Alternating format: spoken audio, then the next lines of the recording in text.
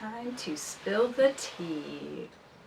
Not this tea, I want to drink this. So if you don't know, my family and I just recently moved to Hawaii, but when we got here, it wasn't exactly paradise. It wasn't how we kind of planned it to be. We came here and ended up being homeless, and we were homeless for a little bit. That isn't something I ever thought I would have to say in my life, that I've been homeless, but it unfortunately happened to us. So I want to talk about the whole experience, from what led us to be homeless, how we navigated being homeless, and then how we got out of it. So first off, what led us to be homeless? So this was when we were moving from Tennessee to Maui.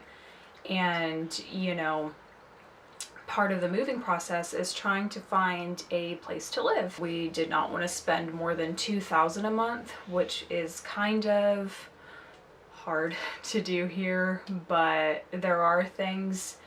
And so we're just looking, and for months and months and months, not only is not many people getting back to me on these apartments, not a lot of places allow pets, and we were traveling with 2 cats.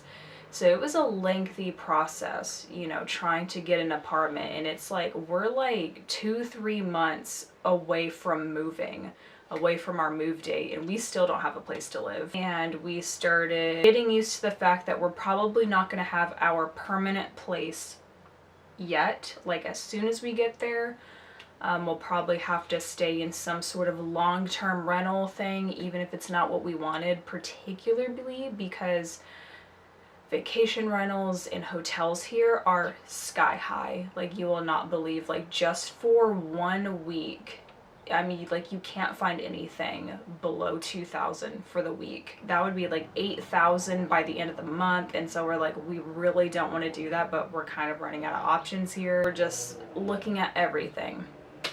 Finally, we were on Craigslist and we saw an apartment. It was $1,600 for the month. So it was in our budget. It was a 1-bedroom apartment, but, you know, hey, it was, you know, let's just see what we could do. Like, maybe we can make it work. Maybe the kids have the bedroom, and then we set up, you know, the living room to be our bedroom. You know, it could be something for short term, right? So I get a hold of the person who put up the listing. They messaged back to me. They're like, let me give you my personal email so it would be easier to talk. So they gave me their email. We went through a screening process. They wanted to know, like, when we can schedule the viewing, and I'm like, well, look, like, we're not on the island yet, we're moving, we can't really see it beforehand, but, like, we don't care, you know, like, we've already seen the pictures, like, it doesn't matter. We asked about the lease options. They said it was like all options: 1 month, 3 months, 6 month, and 12 month. And I was like, great, you know, like, can we sign a month-to-month lease? I was asking, like, all these questions, and I even said, I was like, look, I was like, sorry, I'm asking so many questions. I was like, I just want to make sure this is legit. Like, I just want to make sure we're not going to get scammed. And they're like, oh, no worries. I was just like, God, like, please show me a sign that, like, this is legit. And like an hour later, he had sent me a video of the property, but it wasn't like a YouTube link. It wasn't just like something like pulled off the internet. Like, it was like a hard file, like something like they just like had on file. And so I was like, how would someone just randomly get that? Because also I looked up everything about this apartment, and like none of the videos were the same. Like, this video was not anywhere else online.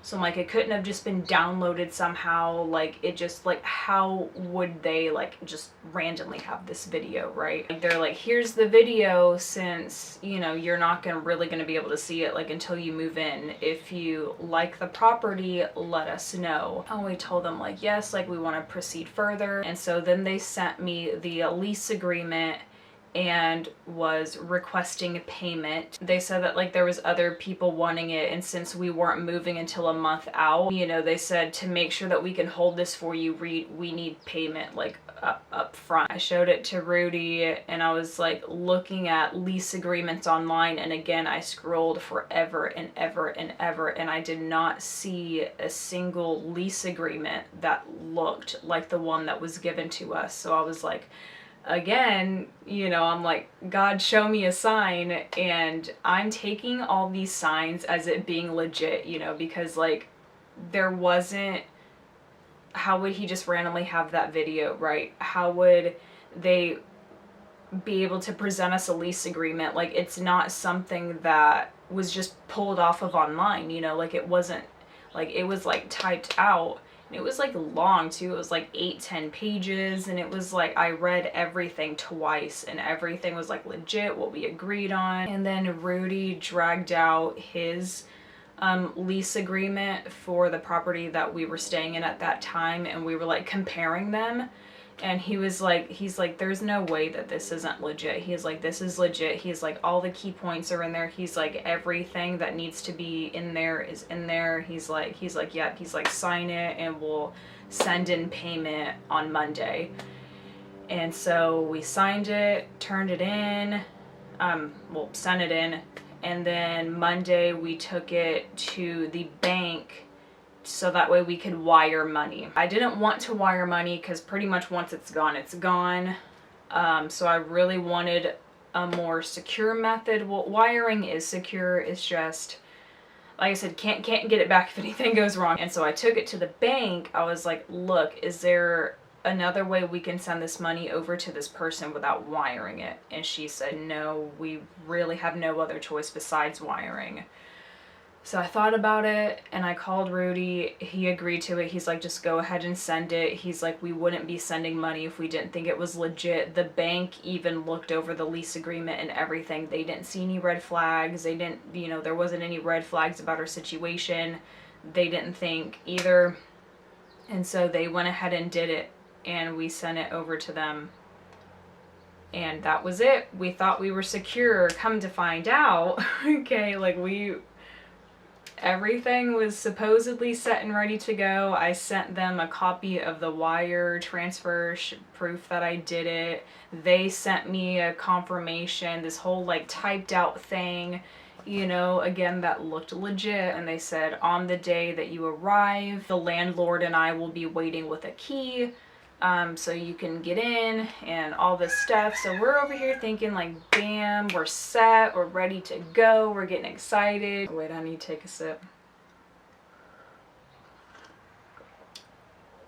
So it's moving day, it's March 29th, 2022, we're ready to go.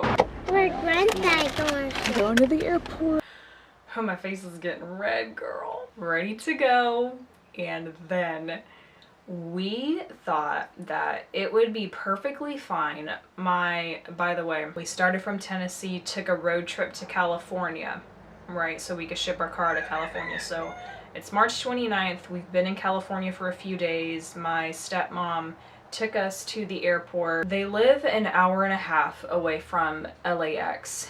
And, you know, we left at 4 a.m., you know, driving an hour and a half. You know, we thought we'd get there by 6 because our plane left at 8. So, you know, you got to get to the airport 2 hours before you leave. So we thought getting up at 4 a.m. to drive an hour and a half would have gotten us there on time, but no. It ended up taking us 3 hours. 3 hours to get to LAX. There was traffic. We didn't get at the airport inside to the check-in booth until it was like 7:15, and they said, you've missed it, they're boarding now. And I was like, no, you've got to get us checked in. And they're like, I mean, we can try. They literally tried. They let us cut everyone else in line. People were pissed, but we had to get to Hawaii. We were, you know, it's moving day. Like, we're not just traveling on vacation. Like, we're moving. Like, we gotta get there. And she's like typing everything in. Like, multiple people are, you know, jumping straight in to help us. She's getting us checked in. All these, you know, all the men were like getting our bags and like weighing them and like getting everything. So like we had like a whole crew like getting us all checked in. Finally, she got to the point, she's like, you have pets, don't you? And I was like, yeah. And she's like, she just everything came to a stop. She dropped everything. She looked me dead in the eye. She's like, we can't do this. They've been boarding. We're taking up time doing this. Now we have to do the cats. They're like, there's this whole process for the cats. It's a 30-minute walk to get to the international section of the airport that you need to be in. They're like, you've missed it. You can either purchase new plane tickets with a different airline, or we can put you on standby for tomorrow's flight, same time, 8 a.m., and just leave out tomorrow free of charge. And I was like, okay, but you'd be putting us on standby though. Like, what are the chances of us even getting on that flight? And she looked and she's like, there's 81 available seats. And I was like, girl, if there is 81 available seats, I looked at Rudy, I was like, we got this. I was like, we're getting on tomorrow's flight. We're just gonna have to do the whole thing tomorrow. So she picked us up, took us to Denny's. While we're at Denny's, we're sitting there looking up hotels that we could stay in right by LAX. Someone was gonna meet us at the airport that day to inspect the cats upon arrival. We had to call her, tell her like, look, we're not, like, don't meet us today, we're coming tomorrow instead. You know, making all these phone calls for all the arrangements that we had, telling everyone like, we're not coming today, we're coming tomorrow instead. We got around to calling the rental property because, like I said, him and the landlord were gonna meet us with the keys. I told them the name of the person I had been speaking to, Max Blair. And I'm sorry to be I'm sorry, Max, if you're watching this, sorry to be throwing your name out like that, but it just, people gotta know that there's people out there impersonating you, okay? Bear with me. And so I told them it was Max Blair, and they said, well, there is a Max Blair realtor, but are you sure you were speaking to the right person? And I was like, well, I mean, I thought I was, like, was I not? And they're like, well, probably not, because we don't have you down. And I kept telling her my name again. Michaela Hutchison, like, was spelling it out for her. She's like, we don't have you. Like, could it be under a different name? And so I told them my boyfriend's name, and she's like, no, we don't have you. She's like, we're all booked up. And she's like, also, she's like, I think you were scammed. And I was like, that can't be. I was like, we signed a lease. We sent money over. And she's like, you sent money over? And I was like, girl, yeah. She's like, we don't work like that. She's like, we're a vacation company. We don't do housing. And I was like, okay. This is just a hard pill to swallow. Like, I cannot fathom anything that's going on. I'm like, there's no way. There has to be a mistake, right? She's like, let me get a hold of Max and let me just see if there's some misunderstanding. So she calls Max, and then she calls me back, and she said, yes, you have been scammed. She said that there have been many people just this week seeing that Max has posted apartments, and it's not actually him. There is someone out there impersonating him. He's gotten 4 phone calls this week wanting to know if the person putting up the ad is actually him or not, and it is not. And he's filing a police report, and you need to file one as well. I was so sick to my stomach. I felt like I was gonna pass out. I walked up to my stepmom with just this grave look on my face, and I was like, don't tell Rudy yet. I'm not prepared for this yet. And then at that same time, Rudy starts walking up to me, and I just felt like I was gonna vomit. So I went to the bathroom and just ran off. And, woo, getting emotional. I'd been gone for a while. And came back to Rudy, sat down beside him, and he wasn't mad about it. He just looked at me, and he's just like, I know. And I was like, I'm so sorry. I was like, this whole time, I was like, I thought it, I thought it was legit. And he's like, I was in it too. He's like, I believed it too. He's like, we did it together. We got scammed together. As soon as we get to the hotel, pulled up my laptop, and I'm just looking. So right now, I'm pulling up my laptop, and basically, I hate to be doing this the day before we leave, but I guess it's better that we missed our flight and we're able to do this now rather than finding this out once we got there. I just got to work doing the same thing, starting from square one, looking up housing, and at this point from like 3 p.m. It was like 10, almost 11 at night. I hadn't eaten. And my boyfriend just looks at me. He's like, "Are you still awake?" And I was like, "Yeah." And he's like, "The rest of us are still in bed. The cats are in bed. The kids are in bed. I'm in bed." He's like, "Look," he's like, "You have to go to bed. Thank you for everything you're doing for us, but we have a big day tomorrow." I had been calling, you know, places on Maui. "Hey, we arrive to the island tomorrow. Can we schedule a viewing?" And calling all these places, right? And I just hadn't gotten anywhere. So the day comes, we're, you know, at the airport doing the whole check-in thing again. We're on the plane. I cannot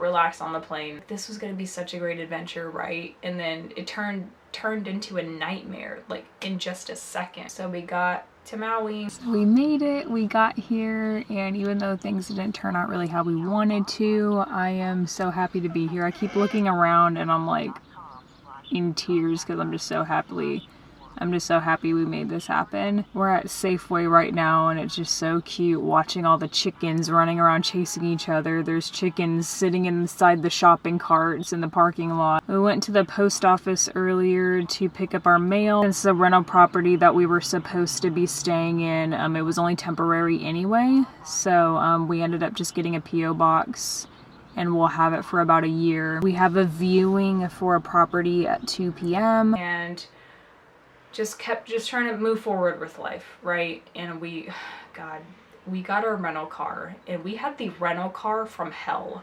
Like, let me tell you, I did not know that it was acceptable or allowed to do this. I mean, I thought something like this wouldn't have been allowed, but we got our rental car from the airport. It was beat up.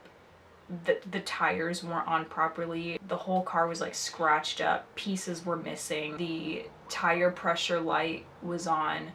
The check engine light was on. We'll be like driving, like we drove off. The whole car would rattle back and forth. Like the whole time we had that car, like it felt like it was just gonna break down on us. That beat up van, that was just...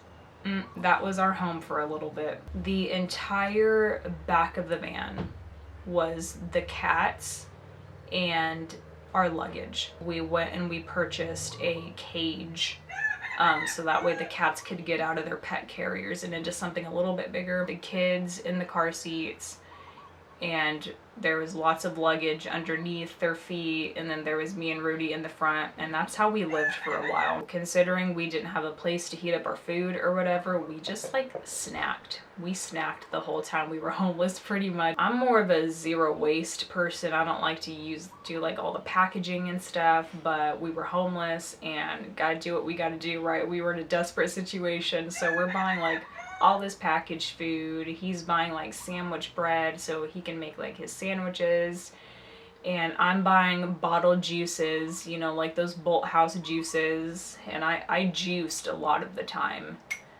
Just drank those juices as my meals, and we're just buying like gluten-free crackers and bananas and just simple things. And it was really sad. There was like times where Amelia, she was like requesting meals, like, "Mommy, can you make sushi tonight?"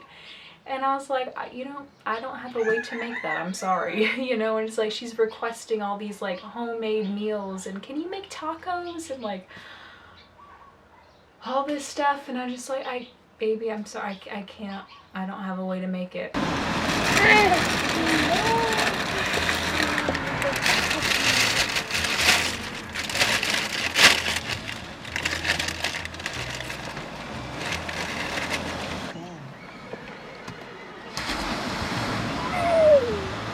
Oh, I heard a horse neighing and whinnying, and I was like, "There's a horse," but it's something that was on the radio. I was like, "Where's the horsey at?" I got you. I've been drinking a lot of stuff like this, just trying to find like whatever juices I can, since I can't really make my own right now. But I've been drinking a lot of these, not always Dole. This is actually the first Dole. This will be my breakfast. We've got cereal for the kids. And then we have a big cooler back here, full of water, sandwich stuff for Rudy, and just like other perishable things. How we slept, me and Rudy were in our seats in the front. We just leaned our seats as far back as we can recline them, and the kids had to sleep in their car seats just sitting up. The night before, when I was looking up housing and stuff, I finally came to the realization we're probably gonna have to camp the whole time or park somewhere. Well, apparently you can't just do that. They want to keep the homeless people off the street. That was also stressful because it's like, okay, we're homeless, we're living in our van, but there's nowhere to park. Like, where do we go? We'll just park somewhere, and if someone tells us to leave, we'll leave and we'll go somewhere else. And if they tell us to leave, we'll leave. And we're just gonna have to live like that for a while. So our first night we were in Lahaina, and we were at some sort of like mall. So we're like, you know, it's getting late. I think we need to settle for the night. And so we like parked. It was like on the other side of the parking lot. And we parked in between like these two big, like, what do you call them? They were like 18 wheelers or whatever. And we just slept there, rolled the windows down, and went to bed. My boyfriend woke me up, I think it was like 1 o'clock, shaking me. And he's like, we have to leave. And I was like, why? And I looked up, and like, there's like a man like looking in my window. He's like, y'all can't stay here, you have to leave. So I was like, oh, okay, thanks, sorry. And so we left there at like 1 a.m. And then the first time we were in Maui, we saw, kind of going towards Lahaina, there's like this, I don't know what you call it, but there's like this drop off where there's like sand and beach, and you'll see a lot of cars like parked there, like off the side of the road. And so we parked there, and I wake up and it was like 5 a.m. and we were still there, and I was like, huh.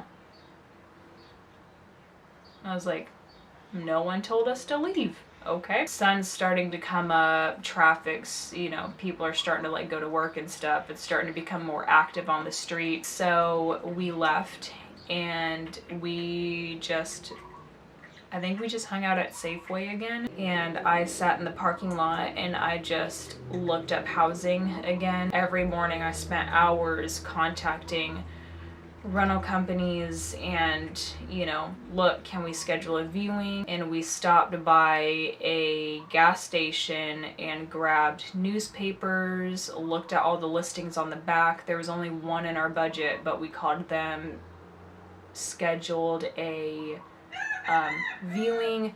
We're just calling places, scheduling viewings, and I can't remember exact timeline of like what we did each day, but I did that every morning, and we were able to go to some viewing, but no one ever got back to us. And if I messaged like, hey, have you made a decision? They're like, oh, like we've already picked a tenant and they moved in today or whatever, and we just weren't really getting anywhere. But I just didn't give up. I was like, the only way we're gonna get off the streets is if I get to work. And in between doing that, we just would take the kids to the park. We'd go see the sunsets at the beach. We would go to the library, so we can also look up things on our computer better, have better Wi-Fi. We always had to park somewhere where there was Wi-Fi. But the library had the best Wi-Fi. And we went everywhere. We would go to Lahaina, Kahului, Kihei. We're just going around. We're homeless, right? We're just going around, you know, just changing things up. But every night we would come back to Lahaina to go to that same spot, so we could sleep at night. Just parked off the side of the street at the beach, and no one ever stopped us. We had to stay up late though. We didn't want to be there too early, so we would just hang around in a parking lot until like 10, 11 at night, and then we would drive to the spot where we would sleep. It's day 4 or 5 in the car now. Hopefully things start looking up for us soon and doors can start opening for us. We've got these pillows to help us sleep.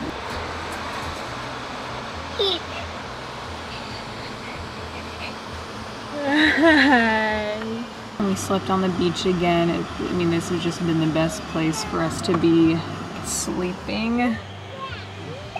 But it's a pretty view for us to wake up to. What are you doing?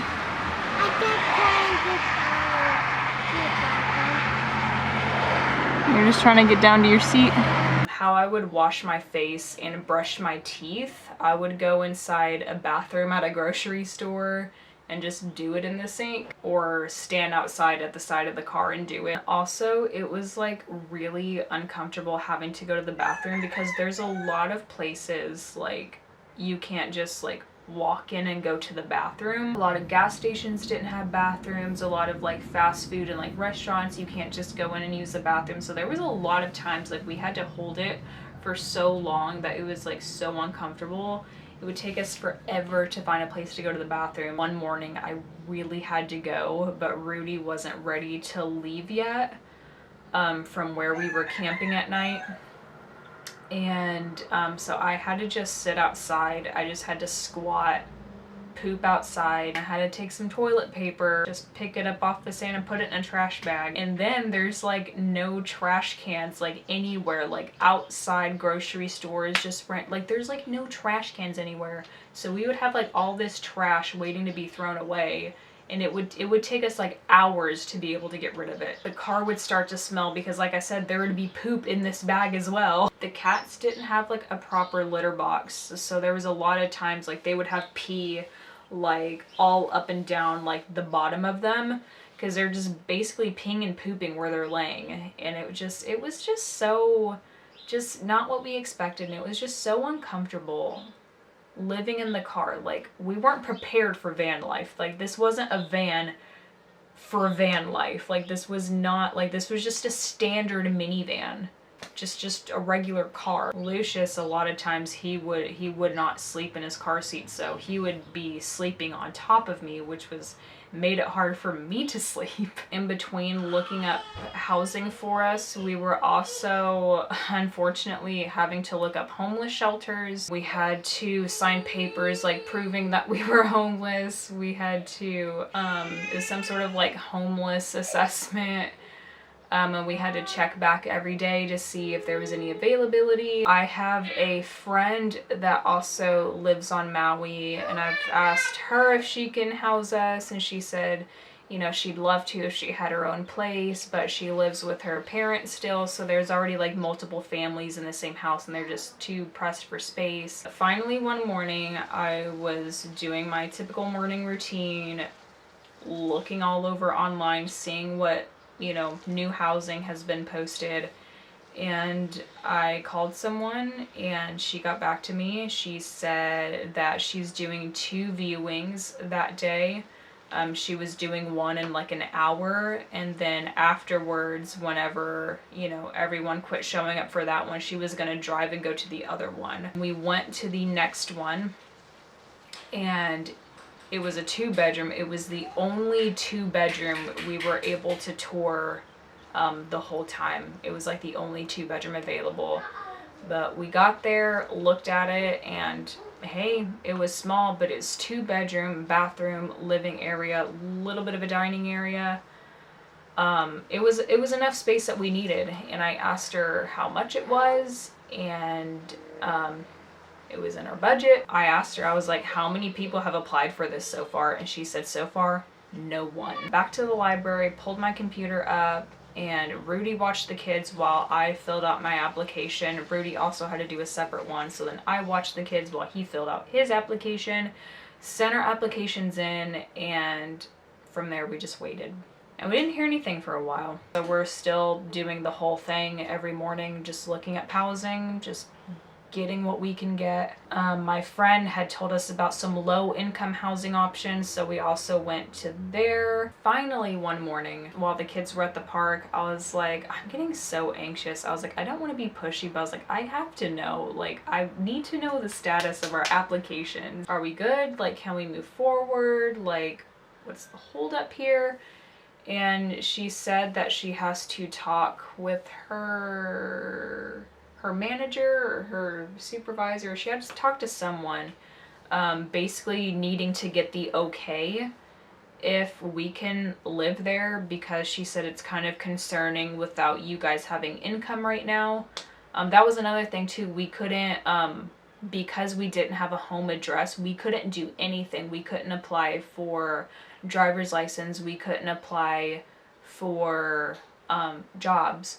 We couldn't, anything that we needed to get like set up and like get us established, we needed a home address for. And so she's like, I see you have the funds for at least 6 months. She's like, typically we only do year leases, but she's like, just let me get a hold of her and see if we can get you in for at least 6 months. It had been like a week at that point that we had been homeless. And so it was time for a bath. And unfortunately we had to take baths in the ocean. I got out my shampoo and conditioner bars. I'm giving the kids a bath in the freaking ocean, you know, washing their hair, getting them rinsed off. Rudy's taking a bath. I'm taking a bath. I get back to shore. I'm drying off. I see that I had a phone call missed, and it was from the landlord, I guess, and she was calling to tell us that we were approved for the apartment. You know, so when can we move in? And she's like, well, we have the people over there cleaning right now, getting it set up, and once they leave, you can move in this afternoon. And I was like, great. So that's how we got out of our homeless situation. We were only homeless for about a week, so I don't know if you could like really consider us being homeless, because we still had money for food. Like, we weren't like starving on the streets. We had a lot of resources available to us. I had my laptop with me. We had our phones. We had a car to be able to drive place to place. Even though we were homeless, we were still in a more fortunate and privileged situation. And then also just my determination every morning, spending hours trying to get us into all these viewings. Still haven't really gotten anywhere with the police report. It ended up being a lady who scammed me. It's not even a man at all. It is a woman.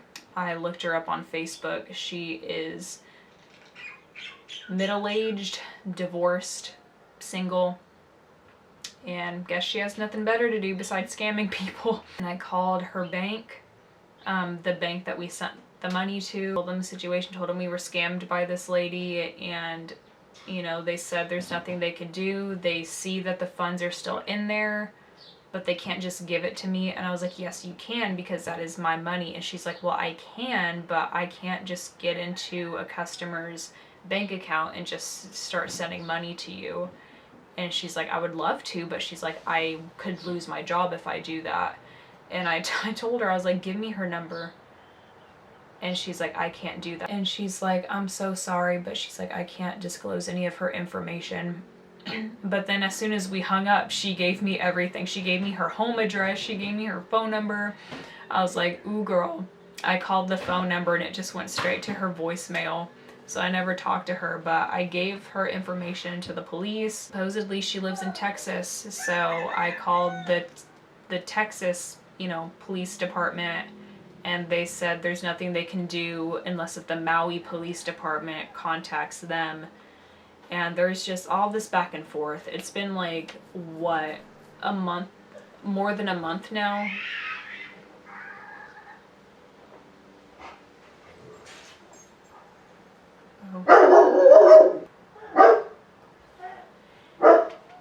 And my son is barking at the dog.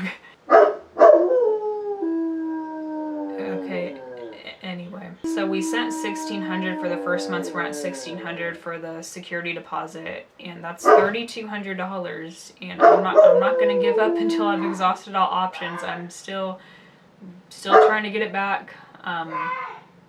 He's still barking at the dog. This is the first experience I ever have with apartment hunting.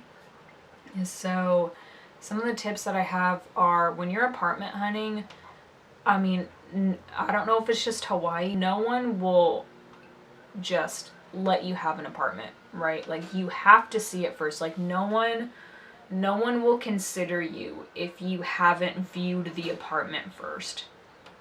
So that was a red flag that was going on that we didn't realize at the time. They're not going to hold an apartment for you. And also one thing we should have done is knowing the name Max Blair. We should have just called Max Blair ourselves. The email address that I was messaging was different than what's on his website. And that should have been a red flag, but I was just telling myself, and I was like, well, he said it's his personal email.